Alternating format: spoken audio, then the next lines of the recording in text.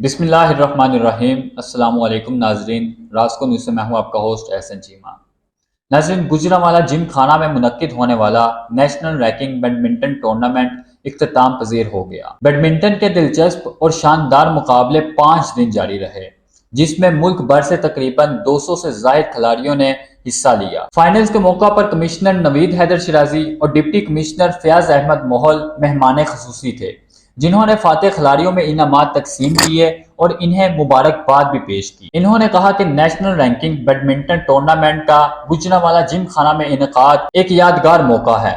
قومی کھلاڑیوں کی شاندار پرفارمنس یاد رہے گی۔ واضح رہے کہ بیڈمنٹن کا یہ قومی ٹورنامنٹ گوجرانوالہ جم خانہ اور اس کی انتظامیہ کی تاریخی کاوش بہترین قرار دی جا رہی ہے کہ ماضی میں اس طرح کا ایونٹ یہاں کبھی نہ ہو سکا۔ کلب ممبران اور بیڈمنٹن کے شائقین نے ٹورنامنٹ کرانے اور بہترین ماحول فراہم کرنے پر secretary general gymkhana Sheikh Aamir Rehman, additional deputy commissioner Shabbir Hussain Butt, Haji Azam انیس، عدیل خالد اور بیڈمنٹن کوچ محمد اکرم کی کاوشوں کو خراج تحسین پیش کیا ہے۔ ٹورنامنٹ میں پاکستان بیڈمنٹن فیڈریشن کے عہدیداران نے خصوصی شرکت کی، جبکہ معیار پر مکمل اطمینان کا اظہار کیا۔ Secretary general gymkhana Sheikh Aamir رحمان کا اس موقع پر کہنا تھا کہ قومی بیڈمنٹن ٹورنامنٹ ہمارے جم خانہ کے لیے ایک بہت بڑا اعزاز اور فخر کی بات ہے، جس سے گوجرانوالہ کی بڑی عزت افزائی ہوئی ہے کہ اللہ تعالیٰ نے ہمیں قومی کھلاڑیوں اور منتظمین کی میزبانی کرنے کا شرف بخشا۔ انشاءاللہ اس طرح کے مقابلے آئندہ بھی یہاں منعقد کروائیں گے۔ سپورٹس پر توجہ گوجرانوالہ جم خانہ کی انتظامیہ کی بہت بڑی ترجیح ہے۔ کھیل اور کھلاڑی کو ہر ممکن سپورٹ کریں گے۔ کسی بھی ملک اور معاشرے کی ترقی کے لیے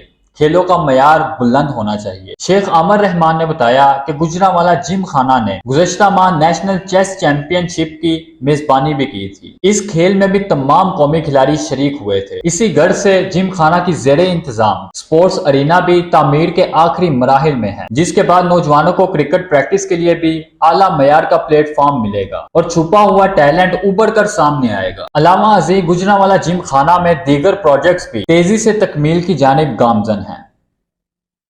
دوبارہ ملاقات ہوگی نئی ویڈیو کے ساتھ، تب تک کے لیے اجازت دیجیے۔ اللہ حافظ۔ پاکستان زندہ باد۔